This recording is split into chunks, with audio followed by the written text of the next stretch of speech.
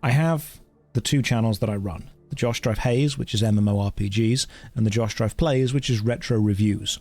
I am aware that a lot of my views come from people playing the videos in the background when doing other stuff. So, if I make a video that's 20 minutes long, most people don't want to put it on in the background. If I make a video that's an hour long, a lot of people put it on in the background because they're doing other stuff. So I've got two videos that are currently being worked on. I'm working with an editor for each of these videos because of how long they are. The Josh Strife Hayes, the next video on that channel, is going to be a roughly 4-hour breakdown of RuneScape.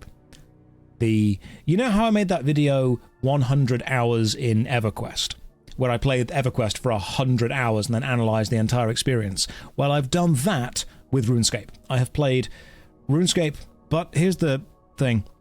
Not RuneScape Old School, because people know about that. RuneScape 3, because everyone says to me it was bad. And I thought, okay, let's give it a fair shot. Let's see what it does right. I have played RuneScape 3. I am currently 60 hours into the playthrough. It's going to be a roughly 4-hour breakdown of everything the game does right and wrong, including, and this is how pedantic we're going, including the textures on the background of the UI for the inventory and the player equip screen, and why having that light blue sci-fi texture gives the game a different feel to the textured background from old school, where it's stones and bricks and castles and stuff like that. I'm going to talk about why the UI of RuneScape 3 makes it feel different to old school RuneScape, how the player integration, how all of the systems come together to give it a different feel, the full analysis of the game, even down to how old school RuneScape in the chat box with NPCs uses a serifed flowery font with flourishes and flicks, and the RuneScape 3 uses a very strict non-serif, non-sans font that's, you know, much more basic and boring, which takes away from that fantasy feel of the game. That is how pedantic I'm going to be with this. It is going to be a roughly 4-hour breakdown. And certain members of Jagex have agreed to help me out with gaining footage, with playing parts of the game with me, with giving interviews for behind the scenes stuff, and for just generally being involved. So yeah. Now, I like RuneScape and I like Jagex, but that is not going to stop me being incredibly harsh with this review, because harsh feedback is good, provided it's honest and genuine. The video on JoshStrifePlays is also a 4-hour video. It is going to be a roughly 4.5-hour video called Was It Good? Neverwinter Nights. I have played the entire original campaign of Neverwinter Nights, broken down every mechanic in the game, all of the story beats, all of the combat interactions behind it, and I'll be doing the Neverwinter Nights sequels, the Shadows of Udrantide and Hordes of the Underdark, as separate videos. But they're going to be roughly 4 hours long each. Now, here's the problem. A 4-hour video is a huge amount of time and money investment for me to create.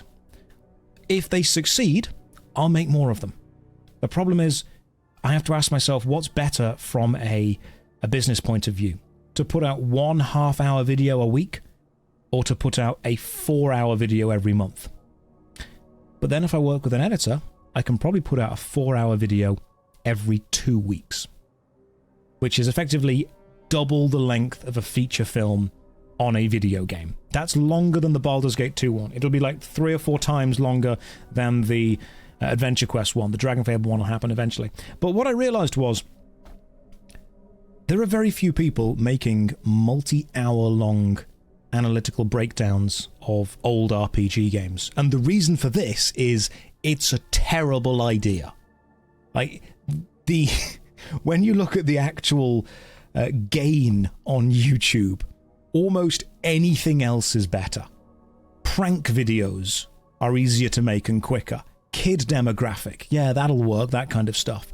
When you come along and say, hey, why don't we, I mean, that's a good point there. You said that 30 to 60 minutes are easy for people to get into, rather than a full 4-hour video. And someone said to me, why don't you release the 4-hour videos, 4 1-hour videos? To which I said, no. They can have a 4-hour video. Some people want to put a video on the entire workday and just have it play through. We can do that. Now, if I release it as parts 1, 2, 3, and 4, that's fine as well. But why not make a playlist into smaller videos, then experiment and figure out? I have. And it turns out that people want full videos. Do you guys want to know a secret?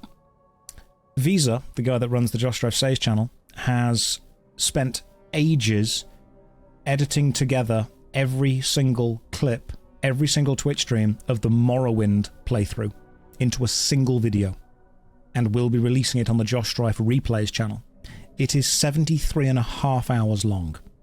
It has been rendering on YouTube for the last week and a half. Normally, YouTube is able to upgrade a video from standard definition to high definition in about 30 minutes. Week and a half and we're not there yet. 73.5 hour run through of Morrowind. It's going to be there.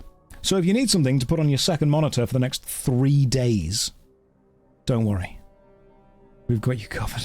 Will the Morrowind video have chapters and timestamps? Yeah, you'll have an intro chapter at 0001, and then an outro chapter at 7330. Everything in the middle is just kind of the game, really. Just jump around where you kind of need to be. You know? It only take you 3 days to watch it. It's not hard. It would be shorter than playing it through again. It would. It would be quicker. Just watch it on double speed. You'd be absolutely fine. I'm waiting for the horse-themed content on Josh Strife Neighs. That's going to be on the Patreon. But no, in all seriousness, I'm experimenting with longer videos. I think 2 hours is a good length of time for a full in-depth video. So we'll have a 4-hour RuneScape breakdown and a 4-hour Neverwinter Nights breakdown. If they do well, great, we do more. If they don't do well, we just release 1 to 2 hour videos from then on. That's how it's going to work. Long videos are the best for people who want to put stuff on in the background, and let's be free. There's actually a thing called "this video isn't background enough." There was a Netflix documentary, a Netflix discussion done for a while. There used to be a thing where TV shows could have a load of plots running concurrently and simultaneously, and you had to really watch the TV show to really pick up on all the small subtle bits.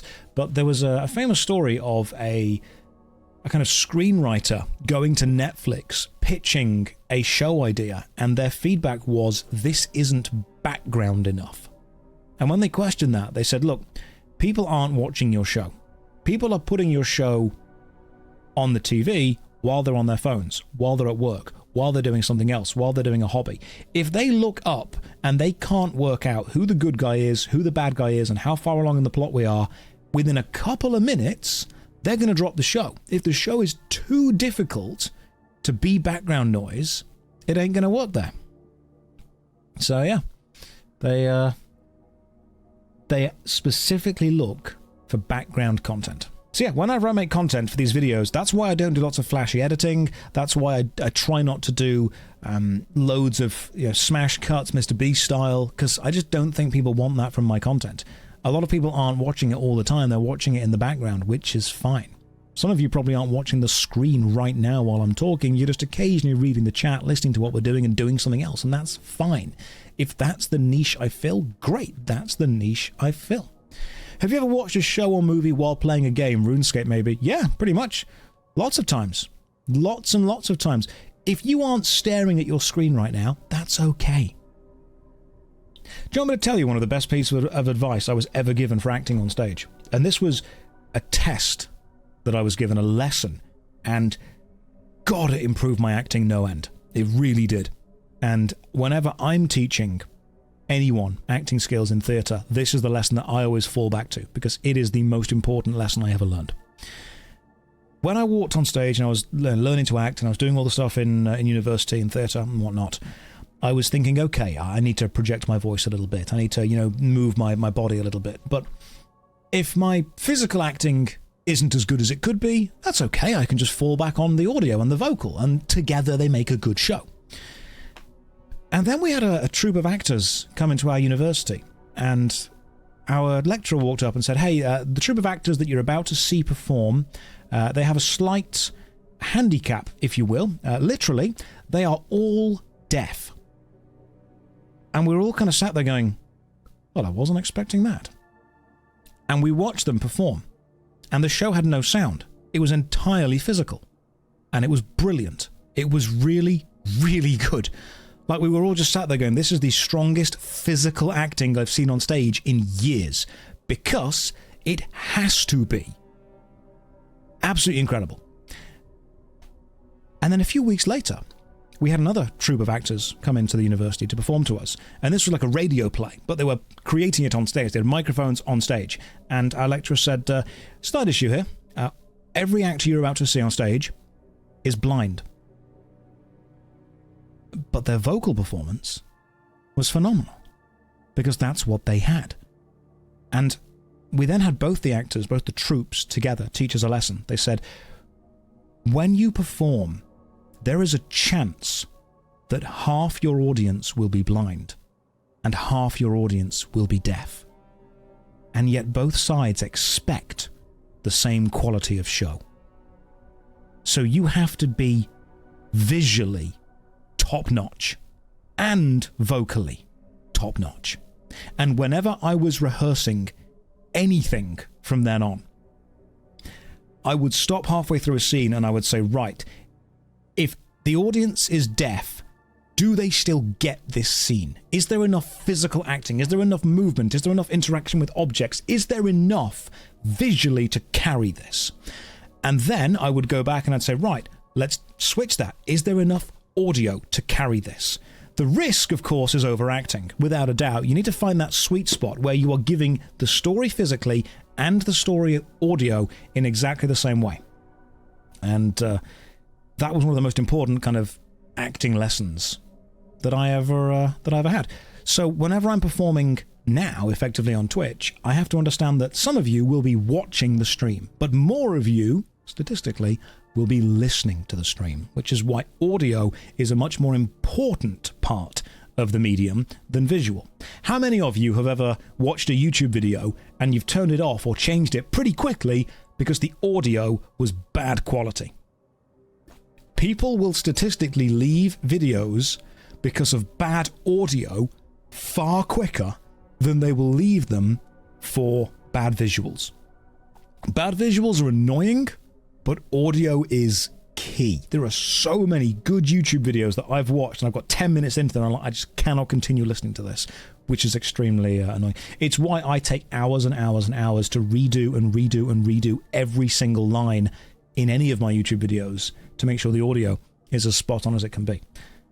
So that whole story was about basically understand what your audience wants and give them the best visuals you can and the best audio you can, and then just do that a lot, really.